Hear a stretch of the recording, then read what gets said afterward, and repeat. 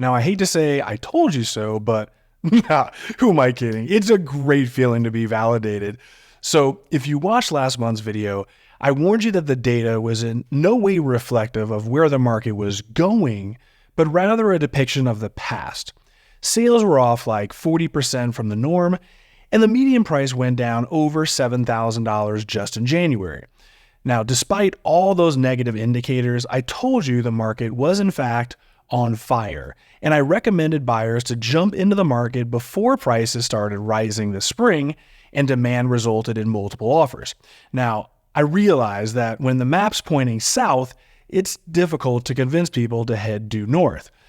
I've come to realize that, unfortunately, in our society, and especially on social media, everyone just loves a negative story. If I tell you not to buy because I think the market's heading down, like I did in the fall of 22 and the first half of last year, people love it. Suddenly, I'm the first honest realtor they've ever heard of. But if I warn you that it's time to start buying, like I did 5 months ago, of course, I'm just another greedy realtor. But for those longtime viewers out there, you know that I simply call them like I see them. Markets change, and therefore so do my opinions. Frankly, I'd be concerned of anyone who's always negative about a market or always positive about a market. As one troll commented last month in the comments, alluding to having a housing crash coming, he said, "Watch The Big Short." Well, Michael Burry, the investor who actually called The Big Short, has been so wildly and incorrectly negative for the past 4 years, he's actually gone dark on Twitter after wrongly predicting the mother of all crashes in September of 22. Oh yeah, the market continued one of the biggest bull runs in history after that. He said there'll never be another GameStop, and then AMC stock showed up. He said Bitcoin's price was unsustainable, yet here it sits at the same price as when he made that prediction. Again, my point is that a wrong clock is right twice a day. If you're looking for doom and gloom, I'm not that guy. If you're looking for Mr. Brightside, watch Modern Family. You'll love Phil Dunphy. But if you want the truth in real time, that's what I'm here to provide. Being on the ground floor, I see what's happening well before the numbers can validate. Having said all of that, let's actually see what happened last month and see where we're actually going.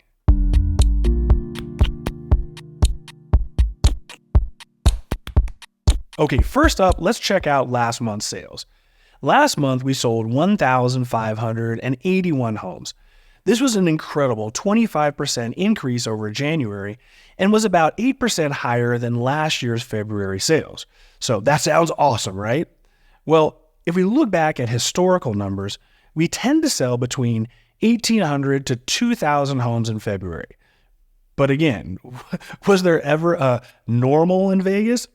So while sales are dramatically up, I think it's also fair to say that sales are still down roughly 25% from the norm. But there's another component that we'll discuss later that greatly affects our sales numbers. But for now, with increased sales, let's see what effect this had on our slumping median price. Well, just like I said last month, forget the numbers. Our market is on fire.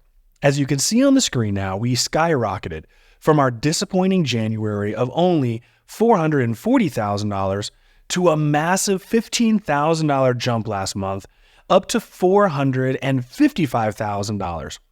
Going into the year, I predicted a 10% increase for us.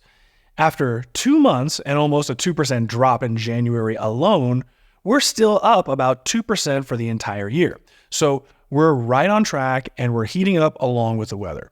All right, now that we've seen the demand side of the equation, let's take a look at supply, or in this particular case, current inventory levels. As you can see in the screen now, we ended February with literally 10 less homes than we did in January. While we've been hovering around these levels for almost a year now, we're still down about 30% from this very same time last year. My concern is this. Part of the reason sales are low is due to the fact that we simply don't have enough homes to provide buyers with options. Ask any buyer who has been looking for a while now, and it seems as though out of the 3,400 homes out there, only about 400 are worth looking at. 3,000 of them are just sitting there, underwhelming and overpriced. The very moment a new listing pops up, everyone tends to feast on that. Now, last but not least, let's check out housing absorption by price range. If you're new to the channel, we look at this metric to determine how competitive these different price ranges are performing. The buyer or seller of an entry-level home may have a wildly different experience versus that of a luxury home buyer. So let's see how the market adjusted last month. First up is the bulk of our market, homes priced between $250,000 and $500,000. We went from 46% up to 50%, meaning half of the homes that you see online in this price range are actually already under contract. Next, we jump to $500,000 to $750,000. This too increased from 38% up to 40%. Next, we have homes priced between $750,000 to $1 million. This is where the market cools off a bit. We actually dropped from 33% down to only 32%. Next, let's discuss luxury. Homes priced from $1 million to $1.5 million. This decreased slightly as well from 32% to 31%. Finally, we have the ultra-luxury market of homes priced over $1.5 million. This dropped as well from 20% to 18%. But when we look at the market as a whole, we're now up to 42% saturation. That's a 10% increase just from January. Okay, now let's try to make some sense out of all this madness. Sales are down from historical norms, but with no resale homes on the market to choose from, many buyers that want to purchase simply don't have reasonable options available to them.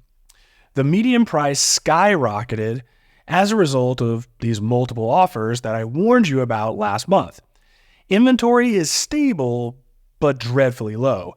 And then finally, as a result of increased competition, we're seeing the market a bit more saturated. So where do we go from here? Well, at the beginning of last month, rates were in the mid 6% range, and we were feeling pretty optimistic about it. But now we're stuck hovering around 7%, and it feels as though the market has taken a little quick breather.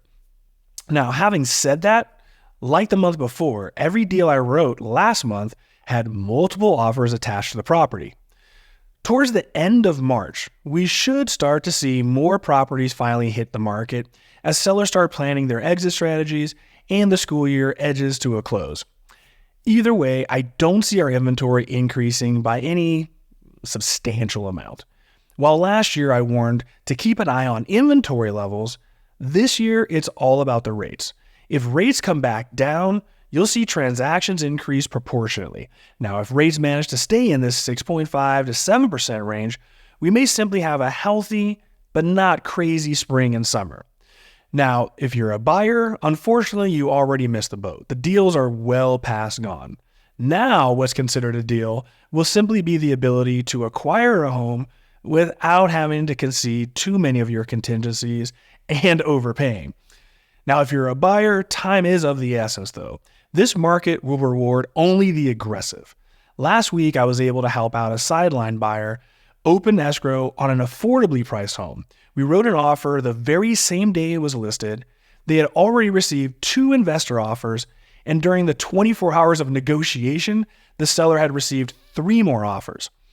I was still able to get this buyer the property she wanted and get half of her closing costs paid. However, had we waited just one more day, I guarantee you all bets would have been off. So for buyers, if you want to succeed in this market, you need to be aggressive.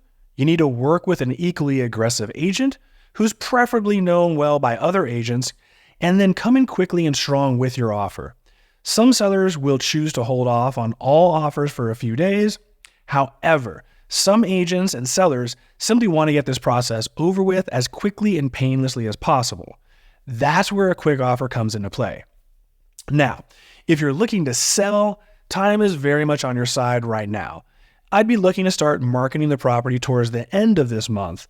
Premium pricing isn't necessarily a bad thing. There's a substantial amount of buyers that are just sitting on the sidelines, just waiting for specific properties in specific neighborhoods. However, if you don't get showings or offers in the first couple weeks, you missed. So now it's time to get more realistic on pricing. What you want are multiple buyers bidding. Surely one of those buyers is tired of losing to multiple offer situations, and you might be able to drive that price right back up to where you started from. Well, that's it for this month, guys. Thank you so much for watching.